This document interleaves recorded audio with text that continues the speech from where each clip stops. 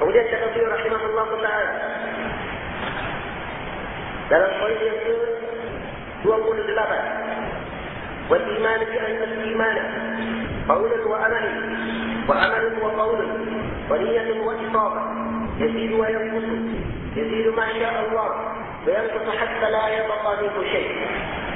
Kata beliau, dan iman,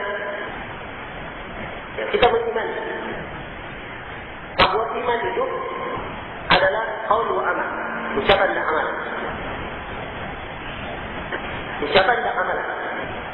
Amal wa qaul, atau amalan dan qaul. Wa niyatun wa isabah. Niat dan isabah, sengaja memaksudkan. Yazidu wa yanqus, bertambah dan berkurang. Ya. Jadi definisi iman yang disebut oleh pengarang di sini. Dan para ulama di dalam memberi definisi iman, definisi tentang iman secara konteks, seakan-akan sebagian orang memandang ada perbedaan, tapi hakikatnya tidak ada perbedaan. Banyak para ulama memberi definisi iman itu adalah qaulun wa amalun wa i'tiqadun, ucapan, amalan dan keyakinan. Mau berbahas di sini memasukkan. Di sini beliau qaul dan amal. Beliau balik amal atau qaul, niat. Ini yang berada dalam isabah. Memaksudkan dengan ini. Ini semana. Dan tidak bertentangan antara definisi ini. Yang mengatakan iman qaulun wa amal. Dan ini ucapan banyak dari para ulama salaf. Dia katakan iman itu qaulun wa amal. Ucapan dan amalan iman. Apa maksudnya? Al-qaul ada dua. Ucapan ada dua. Ucapan lisan dan ucapan hati. Ucapan lisan dan ucapan hati. Kemudian amalan ada dua. Amalan ada dua. Ada amalan hati dan ada amalan anggota tubuh. Kalau begitu sama aja yang mengatakan bahwa iman itu ucapan, amalan dan keyakinan. Sebab qaul dan amalan itu masuk juga dalam amalan hati. Amalan hati tasdih al-jazim sama dengan suatu amalan yang membuatnya dia beriman. Kemudian niat, al-khusyuk dan seterusnya, ini semua adalah hal yang berkaitan dengan masalah hati. Ya. Selain itu para ulama mengatakan bahwa iman itu adalah qaul wa amal wa i'tiqad. Ini secara istilah. Dan iman secara bahasa itu adalah tasdiqul jazim. Tasdiq yang pasti, tapi tasdiq ini tentunya disertai dengan satu amalan.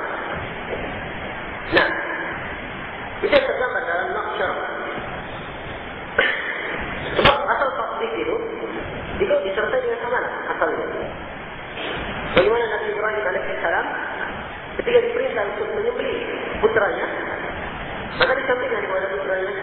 Kemudian dia katakan, ya batik al-masuk marwah ayah, kerjakan apa yang diperintahkan. Sudah dalam masalah hidup jadi, ketika sudah dibagikan, siap sudah untuk disembelih. Nah, ini Nabi Ibrahim, kami panggil dia, wahai Ibrahim. Ada sadaq terus dia, kamu telah mentakdir, membenarkan. Baru dikatakan membenarkan selama sambil dilakukan. Maka takdir tidak tergambar hanya sekedar sesuatu pembenaran saja. Ini dari arti secara wahid. Dan arti secara istilah iman itu, kata para ulama, dengan apa yang disebut oleh Imam Al-Barbahari di sini. Yazidu masya Allah, bertambah seiring kehendak Allah, wa yanqus hatta la yabqa minhu syai', dan berkurang sampai tidak ada suatu pun yang tersisa dari. Kata para ulama, siapa yang mengumpulkan 5 nun? Siapa yang mengumpulkan 5 nun? Maka dia telah beriman dengan keimanan yang benar. Apa itu keimanannya? Yang 5 nun di huruf terakhir. Al-imanu adalah qaulun bil lisan, ucapan dengan lisan. Lisannya bagian nun akhirnya. Qaulun bil lisan, ucapan dengan lisan. Yang kedua, i'tiqadu bil janan. Janan nun juga di akhirnya. Yaitu keyakinan dengan hati. Kemudian yang ketiga, amalun bil jawarih wal arkan. Arkan nun juga di akhirnya. Di nun yang ketiga, yaitu beramal dengan anggota tubuh. Yang keempat, nun yang keempat, yazidu di ta'atir Rahman, bertambah dengan ketaatan kepada Ar-Rahman, pada nun, ini nun yang keempat. Tambah dengan ketaatan, wa yanqutu bi ma'siyatir Rahman, dan berkurang ketika bermaksiat kepada Allah Ar-Rahman. Sebagian para ulama bertakdir dengan wa yanqutu bi ta'atir syaitan, berkurang dengan taat kepada syaitan. Nun yang kelima. Siapa yang mengumpulkan 5 perkara ini, maka dia telah beriman dengan keimanan yang benar dan sudah keluar dari kesesatan ahli bidah dalam masalah iman dari awal sampai akhir. Bagi yang yakin hadis dalam masalah keimanan. Jadi iman itu adalah ucapan dengan lisan. Ada ucapan dengan lisan, zikir, baca Al-Quran, amar ma'ruf nahi munkar. Ini bagian dari amalan lisan. Kemudian hatinya, niat, tafsir, beriman kepada Allah, mengharap, al-khawf, al-tawakkal, itu amalan hati. Ya. Dan amalan dengan anggota tubuh. Amalan dengan anggota tubuh. Menginginkan gangguan dari jalan dan seterusnya. Ya. Dari yang tergabung di antara 3 amalan ini. Sekaligus. Satu ibadah semuanya dengan 3-3-nya. Itulah iman. Tidak bisa dipisahkan. Ya. Tidak bisa dipisahkan dari Sering Nabi sallallahu alaihi wasallam dalam hadis Abu Hurairah riwayat Bukhari dan Muslim, beliau berkata, "Al-imanu bid'un wa sab'una syu'bah." Iman itu sekitar bid'ah antara 3 sampai 9. Kalau diterjemah lewat 73 sampai 79 cabang. Jadi iman 73 sampai 79 cabang. A'laha paling tingginya qaulu la ilaha illallah. Ucapan la ilaha illallah. Paling rendahnya imatatul adza 'anil tariq. Menyingkirkan gangguan dari jalan. Kemudian beliau katakan wal haya syu'batun minal iman. Dan rasa malu bagian dari keimanan. Perhatikan detailnya hadis ini. Dikatakan iman itu bercabang-cabang. Menunjukkan iman ini bertingkat-tingkat. Ya kan? Kalau bertingkat-tingkat berarti mungkin bertambah, mungkin berkurang. Ini pendalilan bertambah dan berkurang dari hadis ini. Kemudian kita katakan iman adalah ucapan, keyakinan dan amalan. Kita petik juga dari hadis ini. Nabi mengatakan iman itu 73 sampai 79 cabang. Dan beliau beri contoh dari 3 cabang, dari 73 sampai 79 cabang ini, diberi contoh 3 cabang. Mewakili yang lainnya. Yang pertama adalah qaul la ilaha illallah. Ucapan la ilaha illallah. Ini amalannya apa? Apa ini? Qaul bil lisan, ucapan dengan lisan. Ya kan? Yang kedua adalah menyingkirkan gangguan dari jalan. Ingat ini? Amalan dengan anggota tubuh. Dan rasa malu bagian dari keimanan. Ini kaitannya ke mana?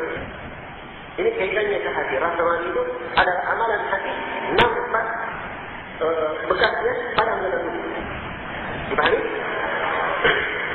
Nah, ini 3 contoh mewakili keimanan. Tidak bisa dipisahkan. Tidak bisa dipisahkan. Ya, keimanan dari seluruh hati. Jadi sekali lagi iman itu adalah ucapan dengan lisan, keyakinan dalam hati, amalan dengan anggota tubuh. Amalan dengan anggota tubuh. Baik. Ya, itu sekilasnya dan dalil yang kita jelaskan dalam masalah ini. Untuk menguraikan adilahnya sangat banyak sekali. Sangat banyak. Cuma di sini saya ingin merinci sedikit tentang ucapan ahli bidah dalam masalah ini. Supaya kita bisa tahu bagaimana keimanan itu. Orang-orang Asy'ariyah itu mengatakan iman itu tasdik saja. Ya. Ini pendapat jumhur al-Asy'ariyah dan Abu Mansur al-Maturidi. Syar'u. Hanya sekedar ucapan, hanya sekedar tasdik, pembenaran. Ya. Dan yang lainnya seperti Al-Qarramiyah, nisbah kepada Muhammad bin Karram. Al-Qarramiyah ini mengatakan iman itu cukup ucapan dengan lisan saja. Dia ucap sudah la ilaha illallah dengan lisannya sudah. Dia muslim. Tidak boleh diganggu. Dia muslim, sempurna imannya sudah. Tidak bisa diganggu. Pahami? Nah, diperhatikan ya, dalam bab iman ini banyak yang tersesat. Kemudian yang ketiga, golongan orang-orang Murji'ah. Golongan orang-orang Murji'ah.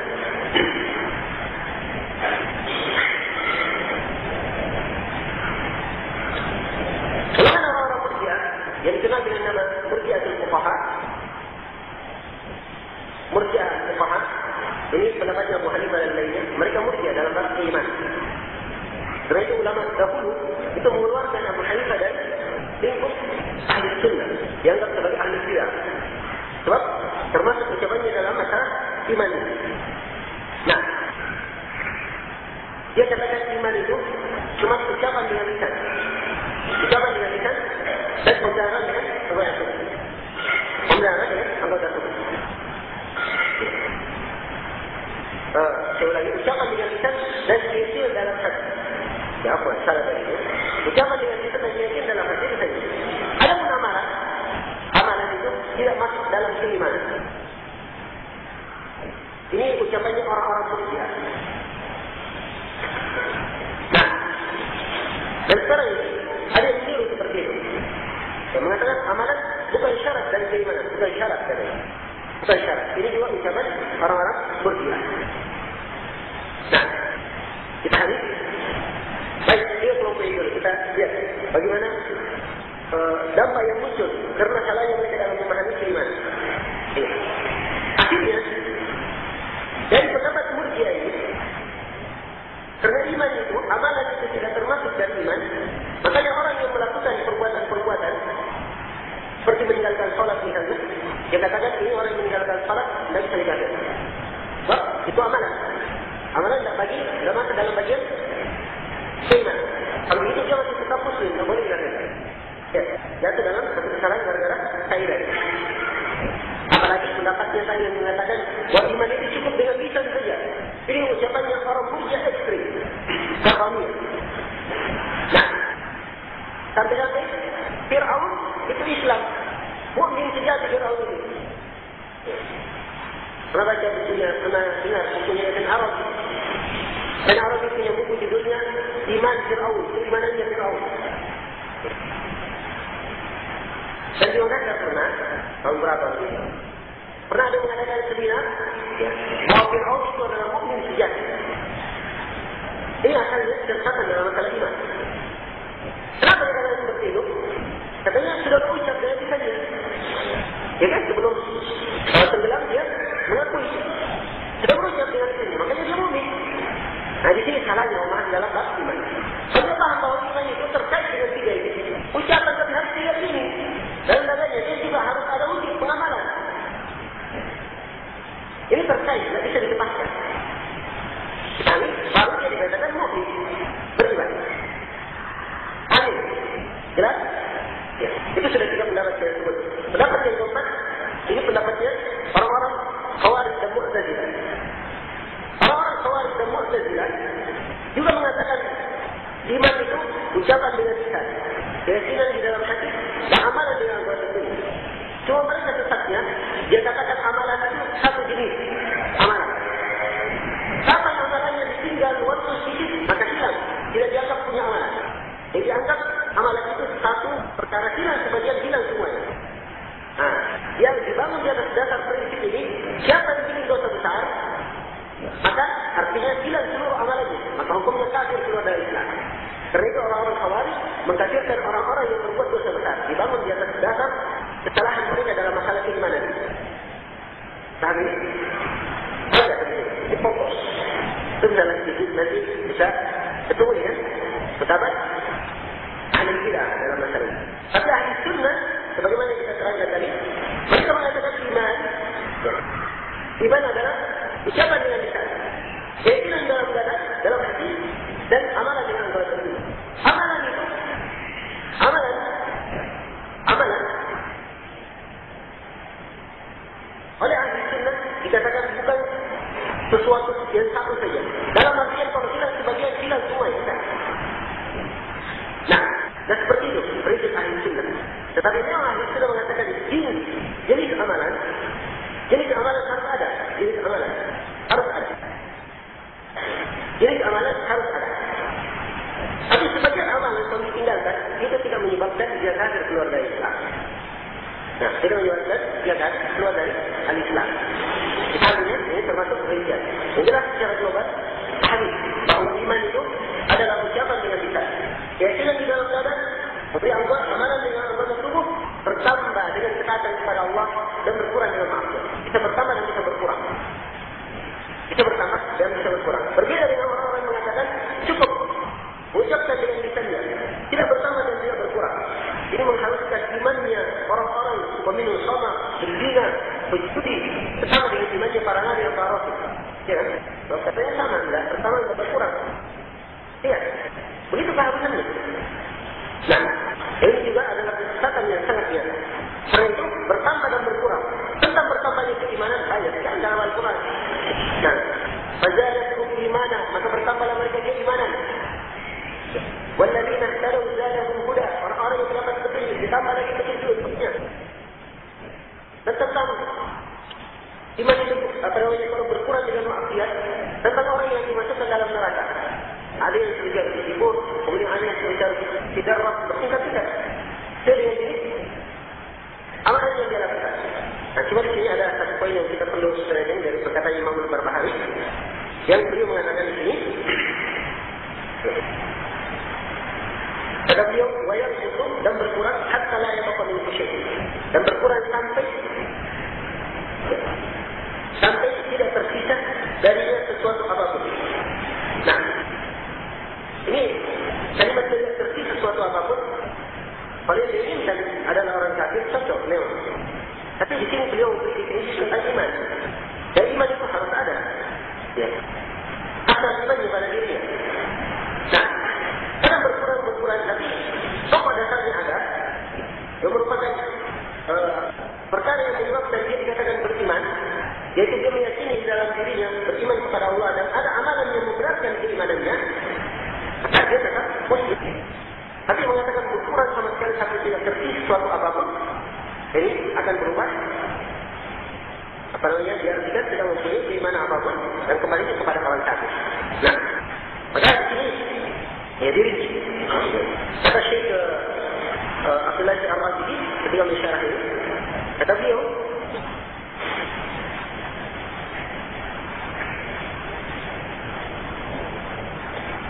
ada pun orang kafir yang seperti itu, kalau dia tidak berkurang sampai yang tersisa itu kafir. Tapi kalau dia mukmin harus ada yang tersisa. Jadi mungkin yang diinginkan oleh Imam Al-Barbahari ini tidak tersisa sesuatu apapun, maksudnya sesuatu dalam bentuk amalan, tapi asal yang pokok yang membenarkan keimanan tetap ada pada orang tersebut.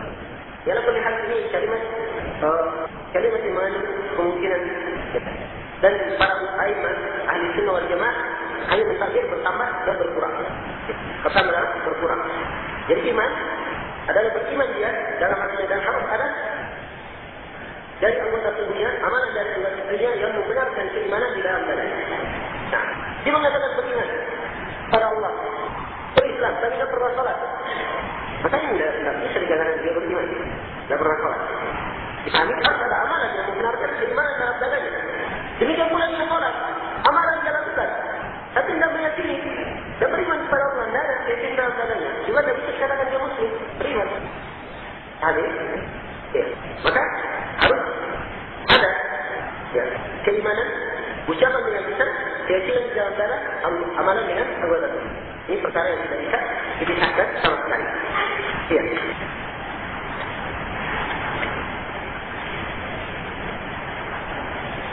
Baik.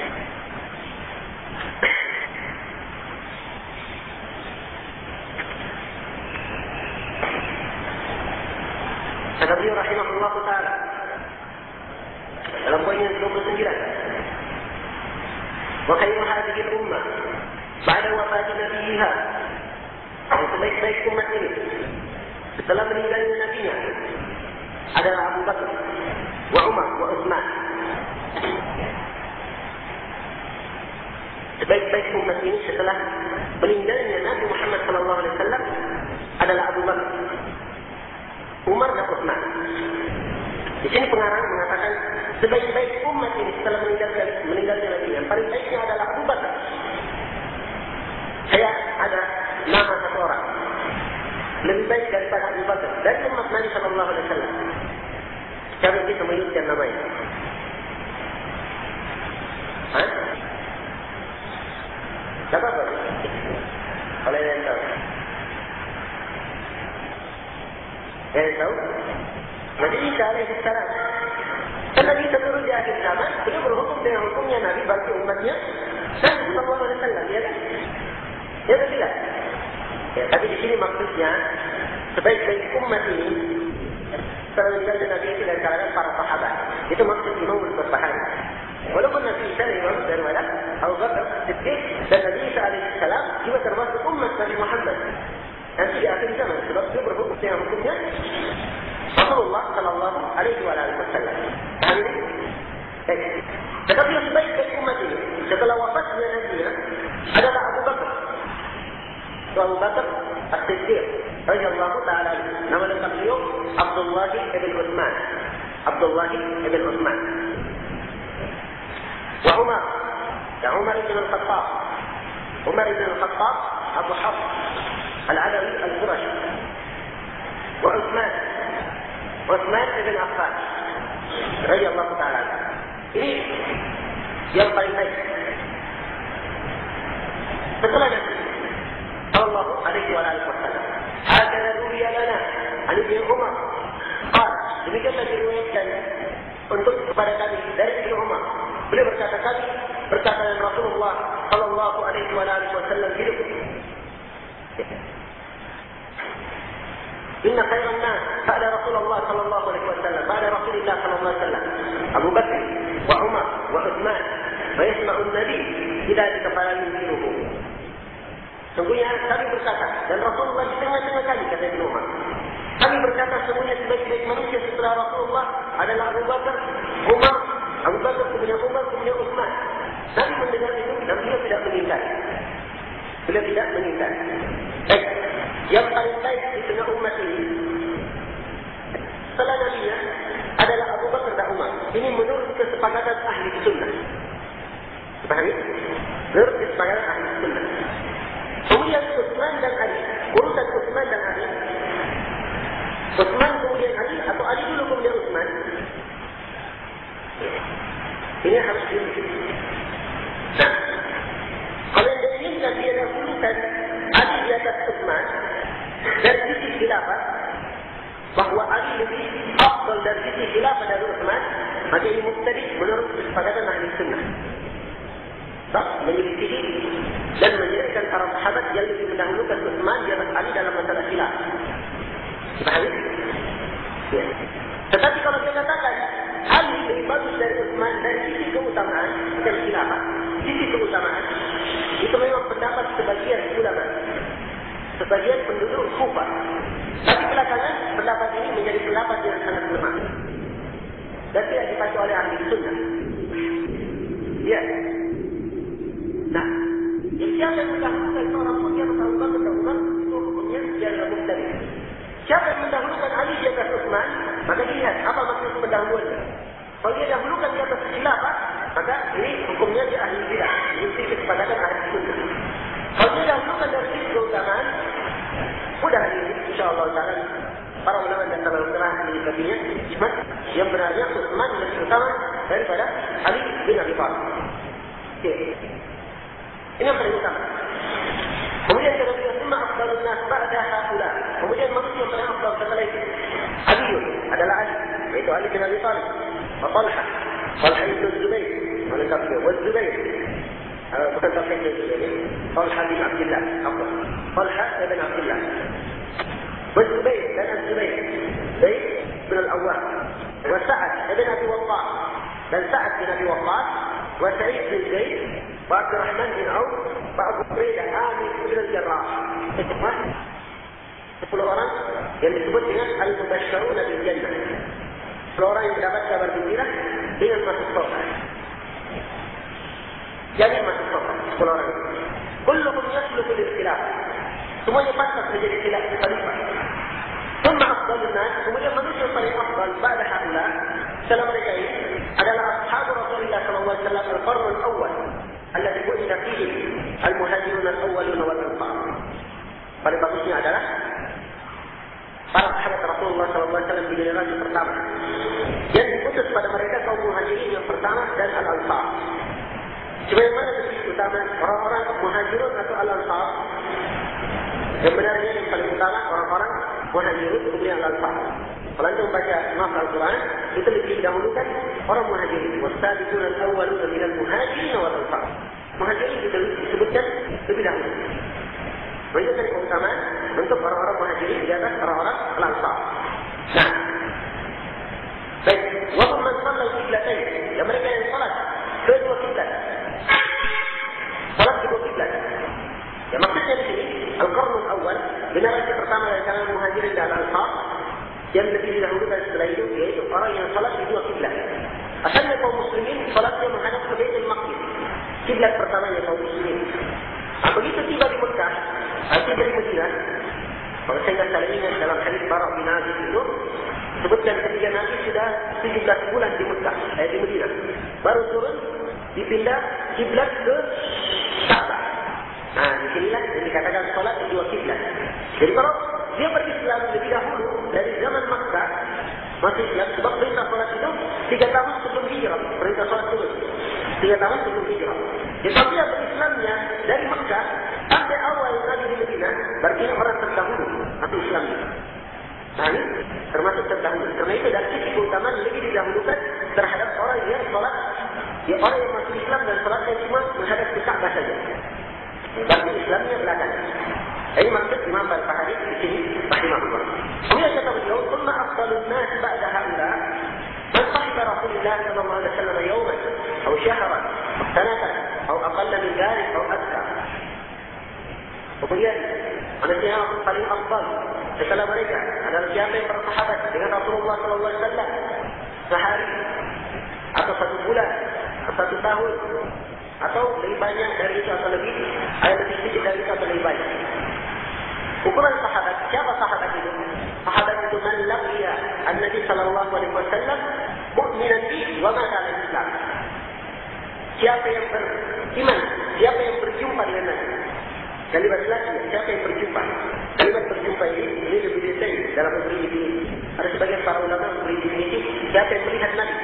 Kalau dikatakan siapa yang melihat, maka keluarlah sahabat yang buta, sebab dia tidak melihat. Ya kan?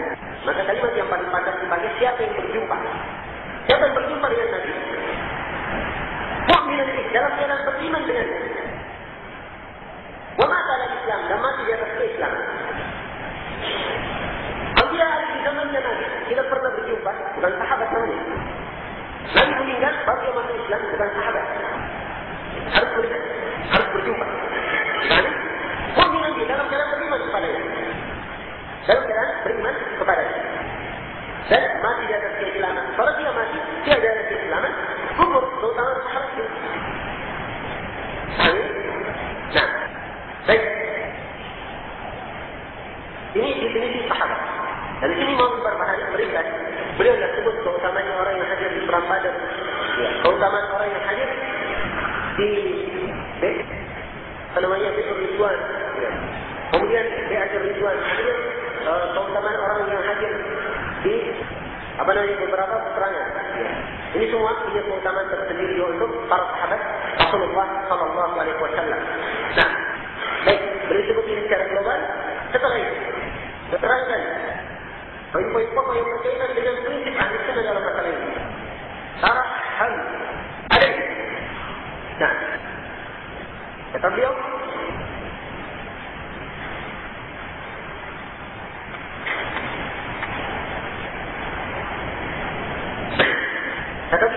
sarahhan alaih. Hendaknya kamu memintakan rahmat untuk mereka. Memintakan rahmat untuk mereka. وتذكر فضله dan kamu sebut kebaikan keutamaan mereka. وتكف عن ذلته dan kamu tahan dari menyebut ketergelincirannya. ولا نشر أحدا منهم إلا بخير dan kita tidak menyebut seorang pun di antara mereka kecuali dengan kebaikan. Di qaul Rasulullah sallallahu alaihi wasallam, Rasulullah sallallahu alaihi wasallam bersabda, "Idza dzikra ashabi fa'tiku." Kalau disebutkan sahabatku, maka tahanlah kalian. Maksudnya tahan, jangan berucap dengan sesuatu yang tidak baik terhadap para sahabat. Sebut, ucapkan doa untuk mereka, rahmat, mudah-mudahan Allah diridhai, Allah meridhai mereka. Kemudian sebut keutamaan mereka, cintai para sahabat Rasulullah SAW, boleh mencerca para sahabat. Boleh mencerca para sahabat. Nah, dan ini keyakinan umat Islam yang diselisih oleh orang-orang Syiah Rafidhah yang mencerca para sahabat Rasulullah SAW Ya, dan mengkafirkan seluruh para sahabat kecuali Ahlul Bait dan beberapa orang sahabat yang mereka anggap punya loyalitas terhadap Ahlul Bait. Wallahu musta'an. Wa qala Sufyan bin Uyainah, dan berkata Sufyan bin Uyainah, "Man nabaqa fi ashabi Rasulillah sallallahu alaihi wasallam bi kalimatin, fa huwa sahibu hawa." Siapa yang berucap pada sahabat Rasulullah sallallahu alaihi wasallam satu kalimat, maka dia adalah pengikut hawa nafsu. Dia adalah pengikut hawa nafsu. Wa qala Nabi sallallahu alaihi wasallam, berkata Nabi sallallahu alaihi wasallam, "Ashabi kan-nujum." Sahabatku seperti bintang, di ayyihim ittadaitum ihtadaitum. Dari mana saja atau siapa saja yang kalian mengambil petunjuk darinya, kalian akan mendapatkan hidayah. Cuma hadis ini hadisnya lemah sekali. Itu disebut dibawa oleh Syekh Khalid Al-Baghdadi, wa haditsul wahin. Wahin itu penggunaan semana dengan kalimat dhaif jiddan, lemah sekali.